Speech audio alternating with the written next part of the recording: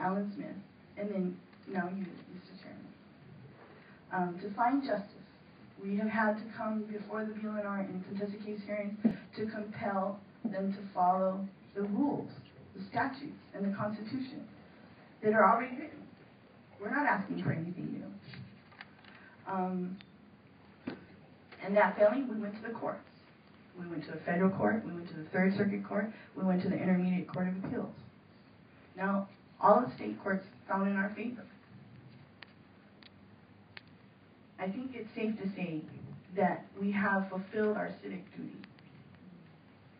And as Judge Har affirmed, our rights have been prejudiced because we have had to go beyond our normal duty as regular citizens and engage in these contested case hearings and the court cases. So I'd just like to point that out.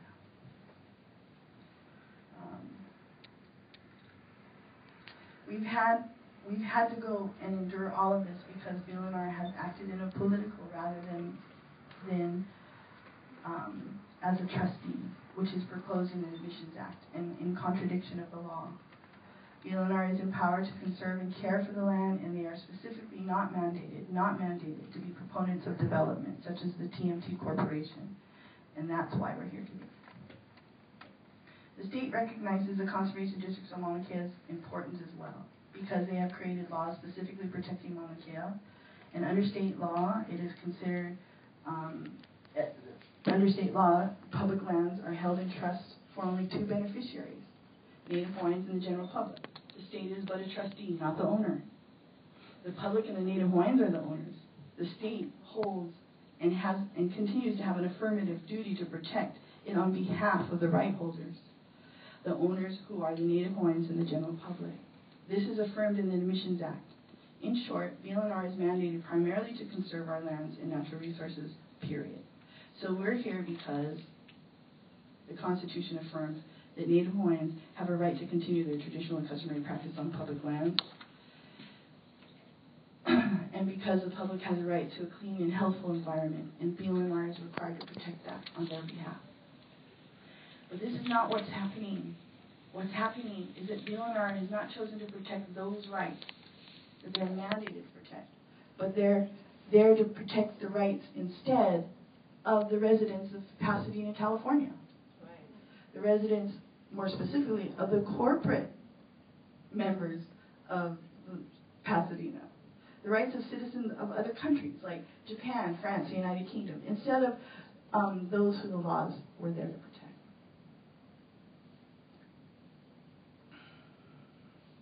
We know foreign citizens have no rights here, or at least land rights. So the real question that needs to be answered is what law is BLNR relying on to give non-taxpayers, non-citizens, not only the right to use our land, but the right of destruction of our land?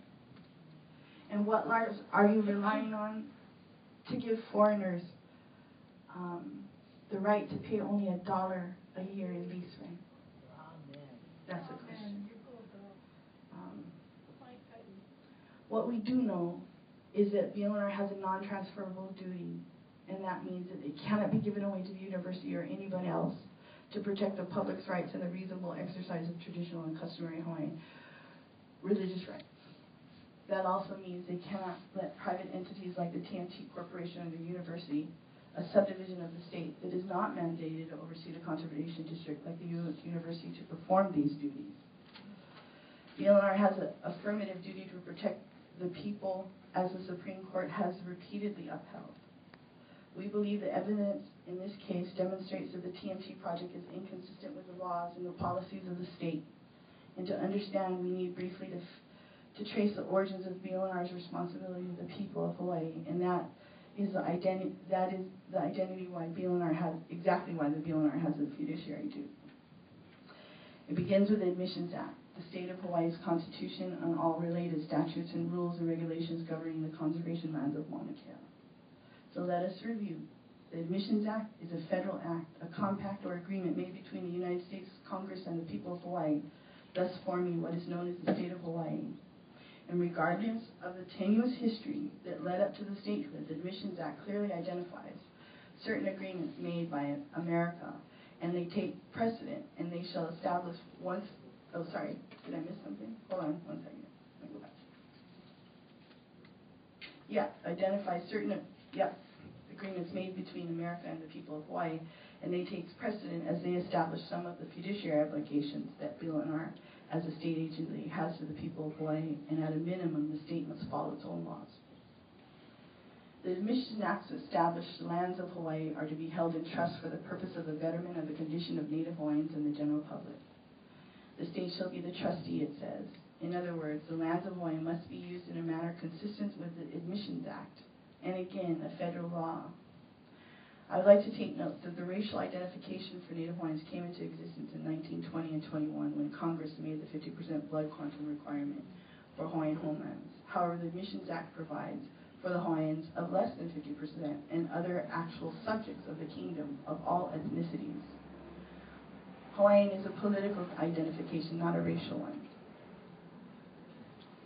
Now, the Mauna Kea Conservation District lands are entirely comprised of those public trust lands that are identified by the Admissions Act. However, these lands have protection not only under the public trust laws, but under the conservation and historic preservation laws of the state of Hawaii as well. Therefore, in considering the TMT district use permit, BLNR must consider how those proposed projects like the TMT benefit the people of Hawaii, better the condition of Native Hawaiians and the general public, not the interests of the international astronomy industry or foreign direct investment to be subsidized on public lands by the taxpayers. The state constitution contains in Article, I think it's 12, Section 7, affords the protection of Native Hawaiians' traditional and customary rights, while Article, I think it's 11, Section 9, provides that all the people have a right to conservation and a clean and healthful environment. So when the question arises, should a new telescope project be approved by the BLNR, we must consider their obligation.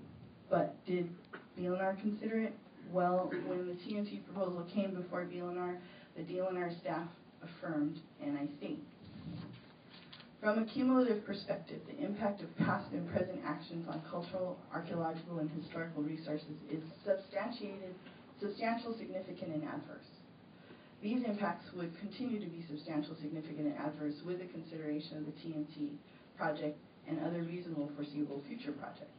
Further, the former DLNR chair, Ms. Laura Thielen, states, and I quote, "It is our view that the effects of astronomy development on cultural resources and on the landscape of Mauna Kea has been significant and adverse. While a project such as the TMT can bring new resources into play that might mitigate certain cultural impacts and even benefit Native Hawaiians, we believe that the project will increase the level of impact on the cultural resources, which remains to be significant and adverse." So therefore, what is undeniable is both the state, BLNR, and the university admit the record demonstrates that if built, the TMT would contribute to significant and adverse and substantial harm to the conservation resources of Mauna Kea, including the cultural and natural resources, which are public trust resources and must be protected. What BLNR and the UNH admit, we need not prove. The conservation laws, the rules governing the conservation district or in this case, development of yet another telescope allow for this contested case hearing to happen. Generally, the purpose of a contested case hearing is to afford members of the public with specific interests, legal rights, and duties an opportunity to present evidence, examine the witnesses, and so on, in order to help BLNR make an informed decision. I have to note here that in this case, BLNR approved the TMT permit prior to conducting our contested case hearing, which we believe violated our due process rights, potentially shifting the burden of proof and thereby forcing us to have to change BLNR's mind, rather than BLNR listening with an open mind to hear all evidence.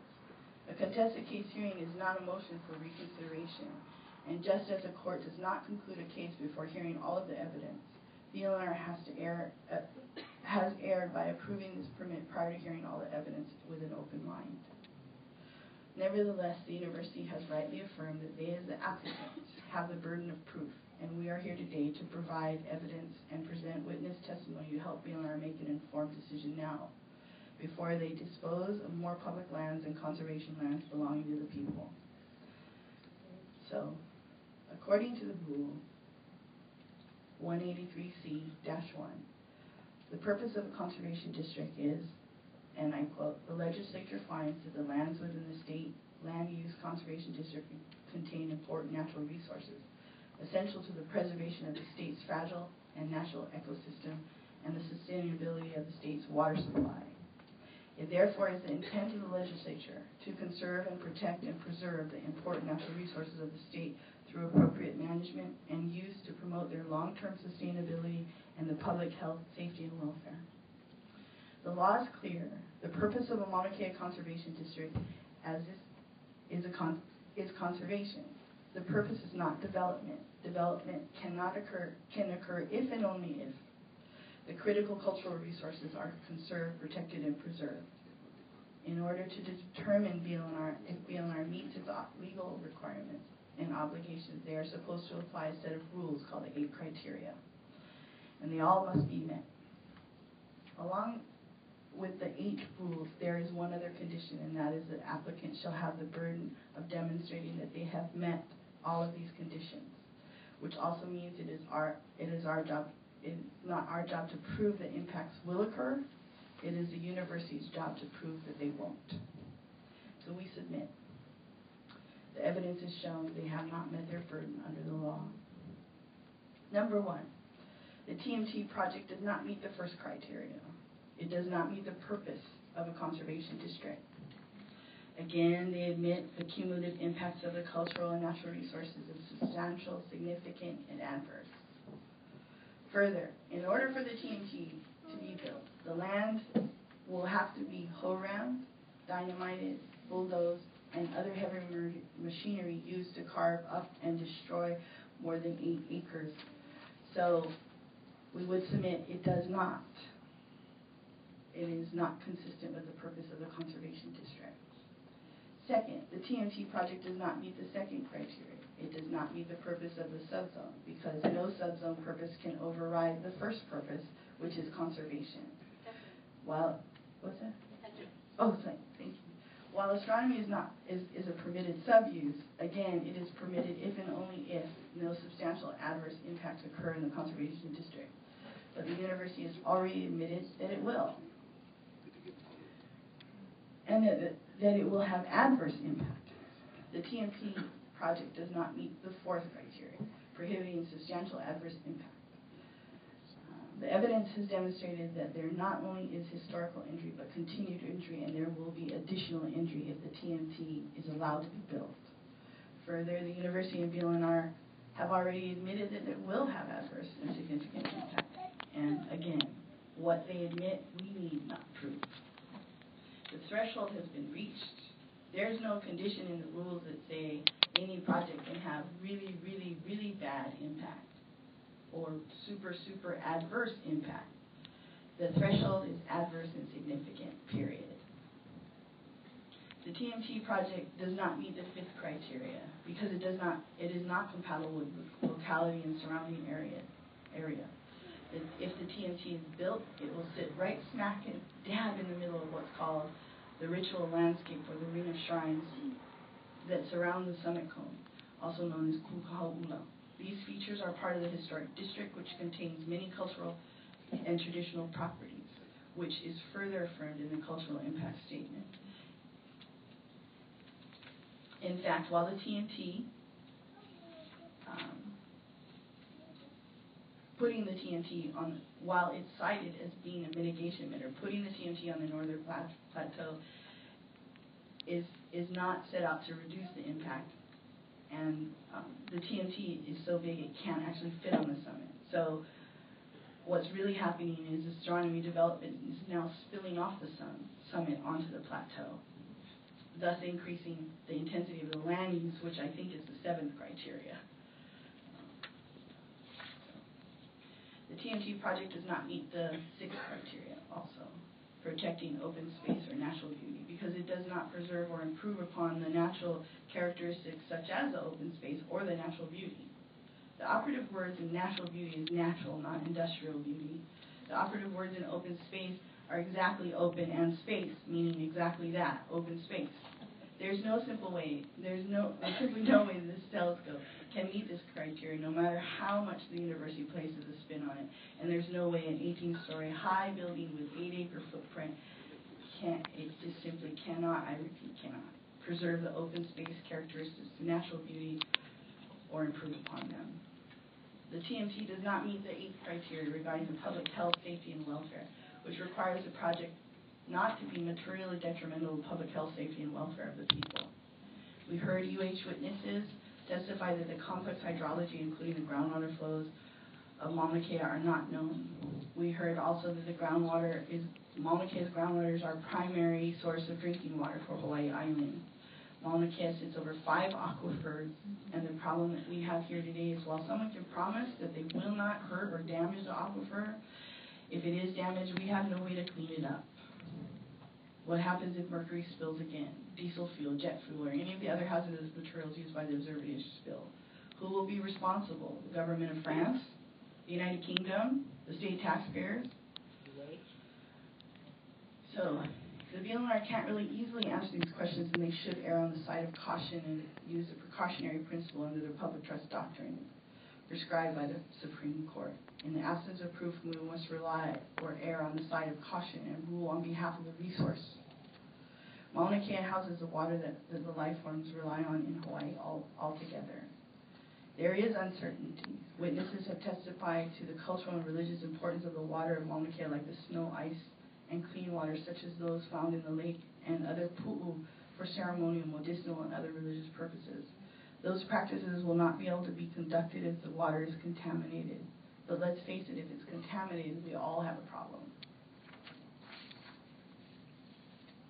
We also heard witnesses, Dr. Kavika Liu and Kealoha Pisciotta, who testified that the university and the TMT Corporation did not even consider, let alone analyze, the impacts resulting from high destructive development upon the landscape on the health, well-being of Native Hawaiian people, especially those with high cultural affiliations such as cultural practitioners.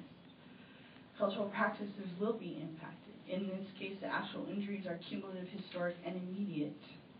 The cumulative impact was previously defined in our other court case, which was our federal court case, and Judge Mulway defined it, and she stated, cumulative impact is defined as the impact on the environment which results from incremental impact of an action when added to other past, present, and reasonably foreseeable future actions, regardless of what agency, federal or non-federal, or person undertakes such actions. Cumulative impact can result from other individually minor but collectively significant actions taking place over a period of time. Okay, thanks. She also stated that NASA's cumulative impact section, which takes up only 3 pages of a 125-page EA, does not include an appropriate analysis. Finds further, however, that it is not only the effects of the construction of a particular project that should be taken into account, but rather the effects of any action as a whole. For instance, there is evidence in the record that the physical appearance of Mauna Kea Summit, or the viewscape, is of cultural and religious significance in Native Hawaiians, and the placement of the telescope has an adverse effect on the viewscape. Therefore, the effects of development of the summit would obviously last beyond the construction. Now, when we practice on Mauna Kea, we don't only go to the summit, as the university would have everyone believe.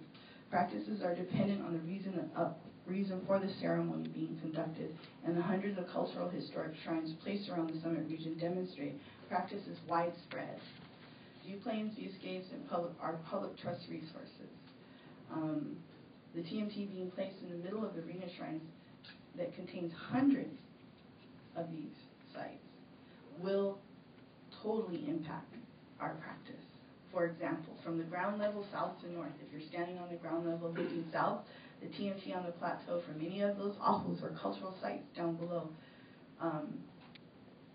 your view of Haleakala and the other viewplanes will be impacted just by the sheer height of the TMT. If you're standing at ground level on the east side, we will not be able to see or observe the motion of the western stars and constellations without direct interference from the height of the TMT. And if you're standing on the ground level on the west side and any of the sites, you will not be able to see or observe the motion of the eastern stars or constellations because it would be directly interfered with by the TMT. And if you're standing On the ground level north of the TMT on the plateau for any of these sites, you will not be able to see or observe the motion of the sun and the stars or constellations without direct interference from the TMT. So from the pool level, you're going to have interference from the TMT as well. So I think I'm almost done. How much more minutes do I have? About 2 minutes. 2 minutes, okay.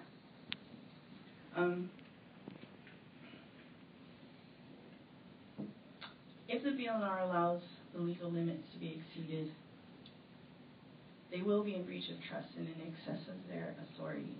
And in the case, the TMT is not only the straw that breaks the camel's back, it's the elephant that will cause the entire system to break down. So in conclusion, I just want to say that when we began standing for Mauna Kea all those years ago, the kupunas told us that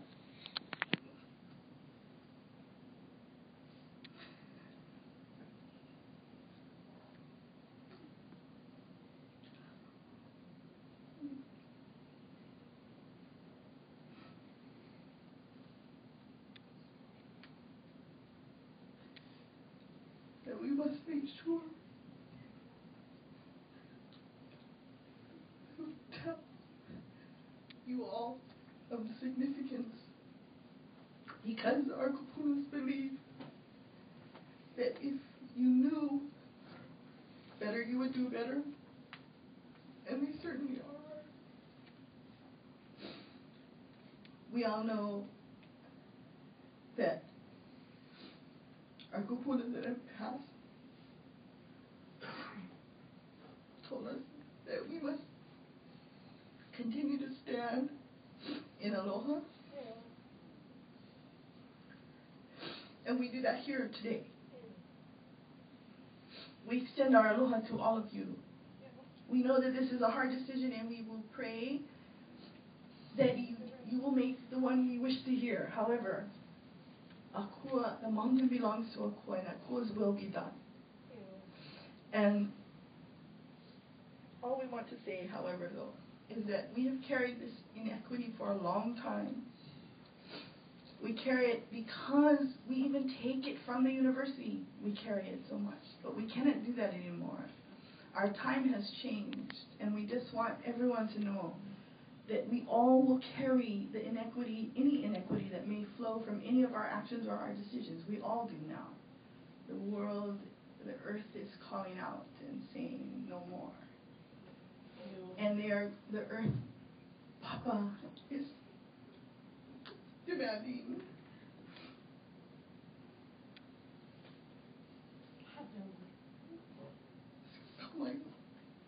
that we stand, and now is the time.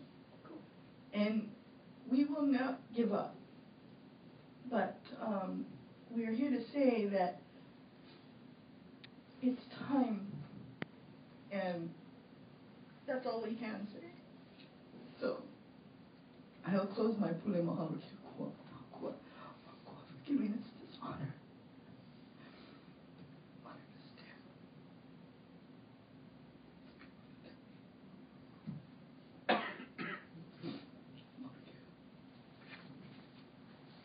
Excuse me for my tears. There's the one that needs to be excused. You don't need to. So, sorry. Yes, it was just about the same. No need for any excuses. Questions? David? Sorry. Yeah, I'm here. Okay. Your testimony is really good, really good. You spoke of certain practices within the pu'u, pu'u level, in the different directions, and how the observatory would obscure or impact those practices. And since today was mostly, I guess, a summation of what was discussed or brought forth in the contested case hearing itself, which we weren't a party to, we only got summaries. Did you discuss those items within at the time of the testimony or the hearings officer? Yes, definitely. We also list a lot of those practices in our petition, such as the solstice and equinox ceremonies, which have been being conducted by our kupuna for thousands of years. In fact, we just completed the one recently that closed the 23,000 year cycle of the procession, known as the procession. And yeah, those will all be impacted actually severely. And I believe actually the tourist view of the sunset will be majorly impacted. Anything from the north, north-facing side of the mountain is going to be impacted by that. And the views of Haleakala and the star constellations and all those things. Thank you. Any other questions? Yeah, mahalo for your aloha. I'm going to ask you the same question I asked everybody else. Should the decision stand, will you continue to go to Mauna Kea? Well, yes, I will. Nothing can bar me from going there. However, that's a hard question. I will have to say affirmatively that our practices will be hampered, will be impacted, and in fact, some of the practices will not be able to be conducted any longer. And if that's the case,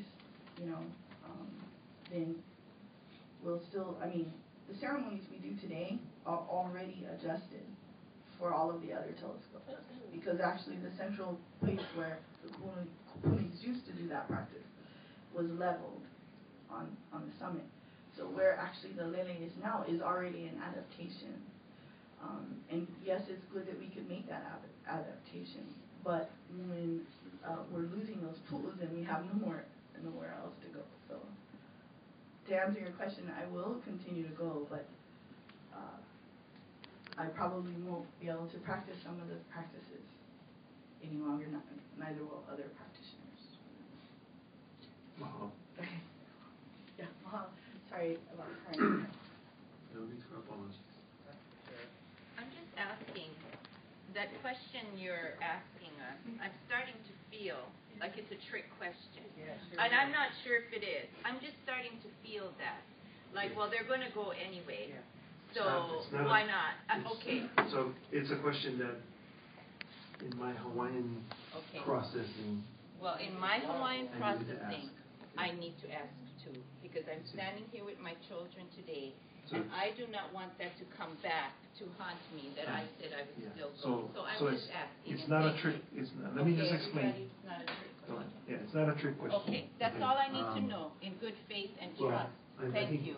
No, I think you need to hear Okay. the other reason. So, when Clarence unveils genealogy, and then it comes to my attention that genealogy is connected, I have to ask that question. Okay?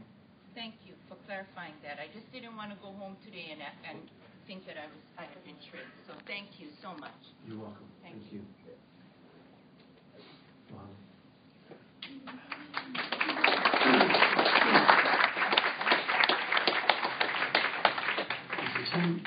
Before you begin your rebuttal, there were two. Okay, we'll be right back.